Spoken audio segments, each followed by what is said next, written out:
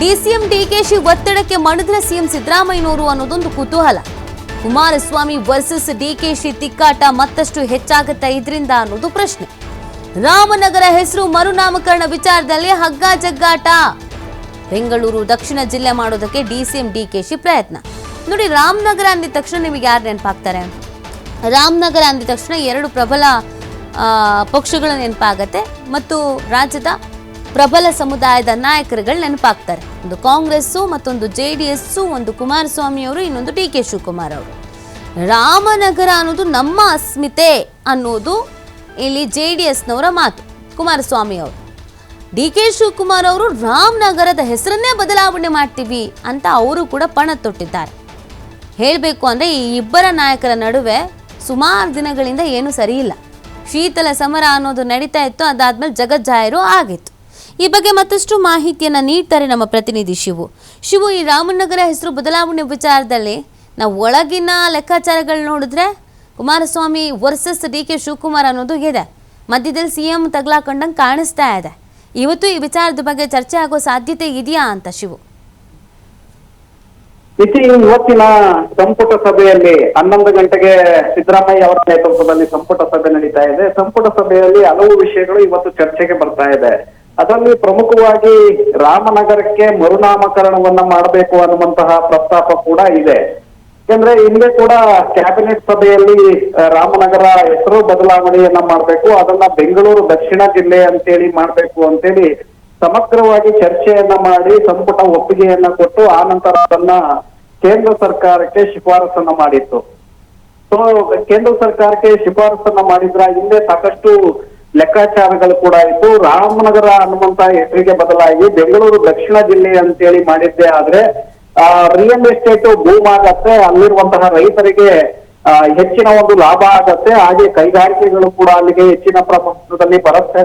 So ಇದರಿಂದ ಮತ್ತಷ್ಟು ಅಭಿವೃದ್ಧಿಯನ್ನ ಮಾಡಬಹುದು ಅನ್ನುವಂತ ಲೆಕ್ಕಾಚಾರವನ್ನ DK ಶಿವಕುಮಾರ್ ಅವರು ಇಟ್ಕೊಂಡಿದ್ರು. ಮುಖ್ಯಮಂತ್ರಿಗಳ ಮೇಲೆ ಒತ್ತಡವನ್ನ ತಂದು ರಾಮನಗರ ಹೆಸರನ್ನ ಬದಲಾವಣೆ ಮಾಡೋದಕ್ಕೆ ಮುಂದಾಗಿದ್ರು. ಸೊ ಹಾಗಾಗಿ ಸಂಪುಟ ಸಭೆಯಲ್ಲಿ ಅದನ್ನ ಒಪ್ಪಿಕೊಂಡು ಕೇಂದ್ರ ಸರ್ಕಾರಕ್ಕೂ ಕೂಡ ಶಿಫಾರಸನ್ನ ಮಾಡಲಾಗಿತ್ತು, ಕೇಂದ್ರದ ಒಪ್ಪಿಗೆಯನ್ನ ಪಡೆಯೋದಕ್ಕೆ. ಆದ್ರೆ ಕೇಂದ್ರ ಗೃಹ ಇಲಾಖೆ ಅದನ್ನ ಮತ್ತೆ ವಾಪಸ್ ಕಳಿಸುತ್ತೆ. ಯಾವುದೇ ಕಾರಣಕ್ಕೂ ಹೆಸರು ಬದಲಾವಣೆ ಮಾಡೋದು ಬೇಡ, ಯಥಾಸ್ಥಿತಿಯನ್ನ ನೀವು ಮುಂದುವರಿಸಿ, ಅಂದ್ರೆ ರಾಮನಗರ ಹೆಸರು ಏನಿದೆ ಅದನ್ನೇ ರಾಮನಗರ ಜಿಲ್ಲೆ ಅಂತಲೇ ನೀವು ಮುಂದುವರಿಸಬೇಕು ಅಂತೇಳಿ ರಾಜ್ಯ ಸರ್ಕಾರ ಕಳಿಸಿದ್ದಂತಹ ಒಂದು ಪ್ರಸ್ತಾವನೆಯನ್ನ ತಿರಸ್ಕರಿಸಿತ್ತು. ಕೇಂದ್ರ ತಿರಸ್ಕರಿಸಿದ ಮೇಲೆ ರಾಜ್ಯ ಸರ್ಕಾರ ಕೂಡ ಸೈಲೆಂಟ್ ಆಗಬೇಕಾಗಿತ್ತು. ಆದ್ರೆ ಎಲ್ಲೋ ಒಂದು ಕಡೆ ಕುಮಾರಸ್ವಾಮಿ ಮತ್ತೆ DK ಶಿವಕುಮಾರ್ ಅವರ ನಡುವೆ ಇರುವಂತಹ ಒಂದು ಜಿದ್ದು ಮತ್ತೊಮ್ಮೆ ರಾಮನಗರದ ಹೆಸರನ್ನ ಬದಲಾವಣೆ ಮಾಡೋದಕ್ಕೆ ಒಟ್ಟಂತೆ ಕಾಣಿಸ್ತಾ ಇದೆ. ಹಾಗಾಗಿ ಇವತ್ತಿನ ಸಂಪುಟ ಸಭೆಯಲ್ಲಿ ಮತ್ತೊಮ್ಮೆ ಚರ್ಚೆಯನ್ನ ಮಾಡಿ ಮತ್ತೊಮ್ಮೆ ಕೇಂದ್ರ ಸರ್ಕಾರಕ್ಕೆ ಶಿಫಾರಸು ಮಾಡುವಂತ ಒಂದು ನಿರ್ಣಯವನ್ನ ಇವತ್ತಿನ ಸಂಪುಟ ಸಭೆಯಲ್ಲಿ ತೆಗೆದುಕೊಳ್ಳೋದಂತ ಸಾಧ್ಯತೆಗಳಿದೆ. ಯಾಕಂದ್ರೆ DK ಶಿವಕುಮಾರ್ ಅವರ ಹಿಂದಿರುವಂತ ಲೆಕ್ಕಾಚಾರಗಳು ಅದು. ಜೊತೆಗೆ ರಾಮನಗರ ಹೆಸರು ರಾಮದೇವರ ಬೆಟ್ಟದಿಂದಾಗಿ ರಾಮನಗರ ಅನ್ನುವಂತ ಹೆಸರು ಬಂದಿತ್ತು. ಕುಮಾರಸ್ವಾಮಿ ಅವರು ಮುಖ್ಯಮಂತ್ರಿಗಳಾಗಿದ್ದಂತ ಸಂದರ್ಭದಲ್ಲಿ ಬೆಂಗಳೂರು ಗ್ರಾಮಾಂತರ ಜಿಲ್ಲೆಯನ್ನ ಬೇರ್ಪಡಿಸಿ ರಾಮನಗರ ಜಿಲ್ಲೆಯನ್ನ ಹೊಸದಾಗಿ ಅಸ್ತಿತ್ವಕ್ಕೆ ತಂದಿದ್ರು.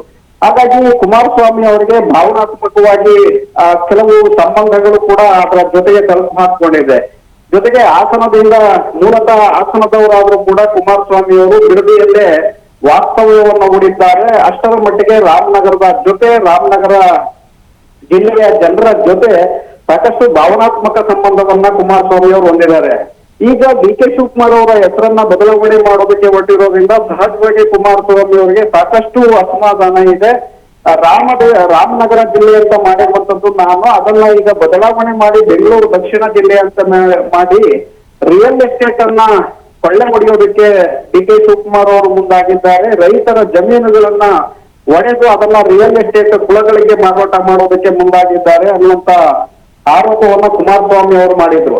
ಅಷ್ಟಾದ್ರೂ ಕೂಡ ರಾಜ್ಯ ಸರ್ಕಾರ ಕೇಂದ್ರಕ್ಕೆ ಶಿಫಾರಸನ್ನ ಮಾಡಿತ್ತು. ಅಲ್ಲಿ ಅಮಿತ್ ಶಾ ಅವರ ಜೊತೆ ಕುಮಾರಸ್ವಾಮಿ ಅವರು ಚರ್ಚೆಯನ್ನು ಮಾಡಿ ಕೇಂದ್ರ ಸಚಿವರಾಗಿರೋದ್ರಿಂದ ಸಹಜವಾಗಿ ಅಲ್ಲಿ ಒತ್ತಡವನ್ನ ತಂದು ಕೇಂದ್ರ ಗೃಹ ಇಲಾಖೆಯಿಂದ ಇದನ್ನ ಪ್ರಸ್ತಾಪವನ್ನ ತಿರಸ್ಕರಿಸುವಂತೆ ಮಾಡುವಲ್ಲಿ ಯಶಸ್ವಿಯಾಗಿದ್ರು.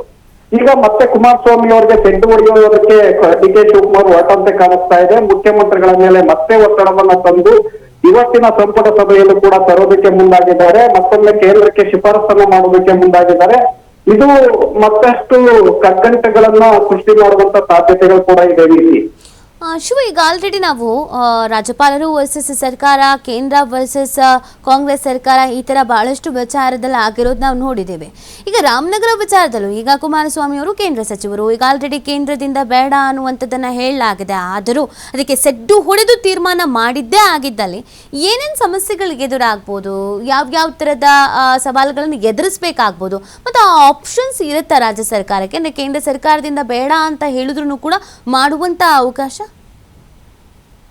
ನೀತಿ ರಾಜ್ಯ ಸರ್ಕಾರಕ್ಕೂ ಕೂಡ ಹೆಸರು ನಾಮಕರಣ ಮಾಡೋದಕ್ಕೆ, ಹೆಸರು ಬದಲಾವಣೆ ಮಾಡೋದಕ್ಕೆ ಅವಕಾಶಗಳಿದೆ. ಯಾಕೆಂದ್ರೆ ಆ ಸಂವಿಧಾನದಲ್ಲೇ ಕೂಡ ಅದನ್ನ ಸ್ಪಷ್ಟವಾಗಿ ಹೇಳಲಾಗಿದೆ. ಹಿಂದೆ ಮದ್ರಾಸ್ ಅನ್ನುವಂತಹ ಹೆಸರನ್ನ ಚೆನ್ನೈ ಅಂತೇಳಿ ಮಾಡಿ ಜಯಲಲಿತಾ ಅವರು ಅದನ್ನ ಅಕ್ಸೆಪ್ಟ್ ಮಾಡಿರುವಂತದ್ದು, ಕೇಂದ್ರ ಸರ್ಕಾರಕ್ಕೆ ಅದನ್ನ ಕಳಿಸಿ ಅಲ್ಲಿಂದ ಒಪ್ಪಿಗೆಯನ್ನ ಪಡೆದಂತದ್ದನ್ನು ಕೂಡ ನಾವು ಗಮನಿಸಿದ್ದೇವೆ. ಬೇರೆ ಬೇರೆ ನಗರಗಳ ಹೆಸರನ್ನು ಕೂಡ ಈಗಾಗಲೇ ಬದಲಾವಣೆ ಮಾಡಿರುವಂತದ್ದನ್ನು ನಾವು ಗಮನಿಸಿದ್ದೇವೆ. ಪ್ರಯಾಗ್ರಾಜ್ ಇರ್ಬೋದು, ಅಲಹಾಬಾದ್ಗೆ ಪ್ರಯಾಗ್ರಾಜ್ ಅಂತ ಹೆಸರನ್ನ ಇಟ್ಟಿರುವಂತದ್ದನ್ನು ಕೂಡ ಈಗಾಗಲೇ ನಾವು ನೋಡಿದ್ದೇವೆ. ಸೊ ಈ ರೀತಿಯಾಗಿ ಹೆಸರುಗಳನ್ನ ಬದಲಾವಣೆ ಮಾಡ್ಲಾಗ್ತಾ ಇದೆ. ಈಗ ರಾಮನಗರ ಜಿಲ್ಲೆಗೆ ಇಟ್ಟಿರುವಂತಹ ಹೆಸರನ್ನು ಕೂಡ ಬದಲಾವಣೆ ಮಾಡಬೇಕು ಅನ್ನುವಂಥದ್ದು ರಾಜ್ಯ ಸರ್ಕಾರದ ಕನಸು. ಆದ್ರೆ ಹಿಂದೆ ಬೇರೆ ಬೇರೆ ಲೆಕ್ಕಾಚಾರಗಳು, ಅಭಿವೃದ್ಧಿಯ ವಿಚಾರಗಳು ಕೂಡ ಇದೆ. ಬೆಂಗಳೂರು ದಕ್ಷಿಣ ಜಿಲ್ಲೆ ಅಂತ ಹೇಳಿ ಮಾಡಿದ್ರೆ ಬೆಂಗಳೂರು ಹೆಸರು ಅಲ್ಲಿ ತಲುಪುವುದರಿಂದ ಸಹಜವಾಗಿ ವಿಶ್ವದ ಉದ್ಯಮಿಗಳ ಒಂದು ಗಮನವನ್ನ ಸೆಳೆಯಬಹುದು. ಬೆಂಗಳೂರು ದಕ್ಷಿಣ ಜಿಲ್ಲೆ ಅಂದ್ರೆ ಸಹಜವಾಗಿ ಬೆಂಗಳೂರು ಅಂತ ಹೇಳಿ ಬರುತ್ತೆ. ಸಿಟಿ, ಕೈಗಾರಿಕೆಗಳ ಹಬ್ಬು, ಐಟಿ ಹಬ್ಬು ಅನ್ನುವಂಥದ್ದು ಈಗಾಗಲೇ ವಿಶ್ವ ಮಟ್ಟದಲ್ಲಿ ಸಾಕಷ್ಟು ಪ್ರಸಿದ್ಧಿಯನ್ನ ಪಡ್ಕೊಂಡಿದೆ. ಹಾಗಾಗಿ ಉದ್ಯಮಿಗಳು ಕೂಡ ಹೆಚ್ಚಿನ ಪ್ರಮಾಣದಲ್ಲಿ ಹೂಡಿಕೆಯನ್ನು ಮಾಡ್ತಾರೆ ಅನ್ನುವಂಥದ್ದು ಡಿ ಕೆ ಶಿವಕುಮಾರ್ ಅವರ ಲೆಕ್ಕಾಚಾರ. ಹೆಚ್ಚಿನ ಉದ್ಯಮಗಳು ಬಂದಿದ್ದೇ ಆದ್ರೆ ಕೈಗಾರಿಕಾ ಕ್ಷೇತ್ರ ಅಲ್ಲಿ ವಿಸ್ತರಣೆ ಆಗತ್ತೆ, ಅಲ್ಲಿರುವಂತಹ ಜನರಿಗೆ ಕೆಲಸಗಳು ಸಿಗುತ್ತೆ, ಯುವಕರಿಗೆ ಉದ್ಯೋಗಗಳು ಸಿಗುತ್ತೆ, ಹಾಗೆ ರೈತರಿಗೂ ಕೂಡ ಹೆಚ್ಚಿನ ಆದಾಯ ಸಿಗುತ್ತೆ ಅನ್ನುವಂತ ಲೆಕ್ಕಾಚಾರ ಇದರ ಹಿಂದೆ ಇದೆ. ಮತ್ತೆ ಮತ್ತಷ್ಟು ಅಭಿವೃದ್ಧಿಗಳಾಗತ್ತೆ, ಮೂಲಸೌಕರ್ಯಗಳ ಅಭಿವೃದ್ಧಿ ಆಗತ್ತೆ ಅನ್ನುವಂಥದ್ದು ಡಿ ಕೆ ಶಿವಕುಮಾರ್ ಲೆಕ್ಕಾಚಾರ. ಆದ್ರೆ ಕುಮಾರಸ್ವಾಮಿ ಅವರಿಗೆ ಅದು ಬೇಕಾಗಿಲ್ಲ. ರಾಮನಗರ ಜಿಲ್ಲೆಯಾಗಿ ಉಳ್ಕೊಳ್ಬೇಕು, ರಾಮದೇವರ ಬೆಟ್ಟ ಇರೋದ್ರಿಂದ ರಾಮನಗರ ಹೆಸರು ಸೂಕ್ತವಾಗಿದೆ. ಜೊತೆಗೆ ಜಿಲ್ಲೆಯ ಜನರು ಕೂಡ ರೈತಾಪಿ ಜನರಿದ್ದಾರೆ. ಹಾಗಾಗಿ ಇಲ್ಲಿ ಕೈಗಾರಿಕೆಗಳು ಬಂದಿದ್ದೆ ಅಂದ್ರೆ ರೈತರನ್ನ ಒಕ್ಕಲೆಬ್ಬಿಸುವಂತ ಒಂದು ಪ್ರಯತ್ನಗಳಾಗತ್ತೆ. ಹಾಗಾಗಿ ಇಲ್ಲಿ ಆ ಹೆಸರನ್ನ ಬದಲಾವಣೆ ಮಾಡೋದು ಬೇಡ ಅಂತೇಳಿ ಕುಮಾರಸ್ವಾಮಿ ಅವರ ಅಭಿಪ್ರಾಯ. ಈಗಾಗಲೇ ನಾವು ಸಾಕಷ್ಟು ವಿಧೇಯಕಗಳನ್ನ ರಾಜ್ಯಪಾಲರು ವಾಪಸ್ ಕಳಿಸಿರುವಂತದ್ದನ್ನು ಕೂಡ ನಾವು ಗಮನಿಸಿದ್ದೇವೆ. ಪದೇ ಪದೇ ಬದಲಾವಣೆ ಮಾಡಿ ಇದು ಸರಿ ಇಲ್ಲ ಅಂತೇಳಿ ವಿವರಣೆಯನ್ನ ಕೇಳುವಂತದ್ದನ್ನು ಕೂಡ ನೋಡಿದ್ದೇವೆ. ರಾಜ್ಯ ಸರ್ಕಾರ ಮತ್ತೆ ರಾಜ್ಯ ಭವನದ ನಡುವೆ ಸಾಕಷ್ಟು ಸಂಘರ್ಷಗಳು ಕೂಡ, ಈಗ ರಾಜಕೀಯ ಸಂಘರ್ಷ ಕೂಡ ಹೆಚ್ಚಾಗ್ತಾ ಇದೆ.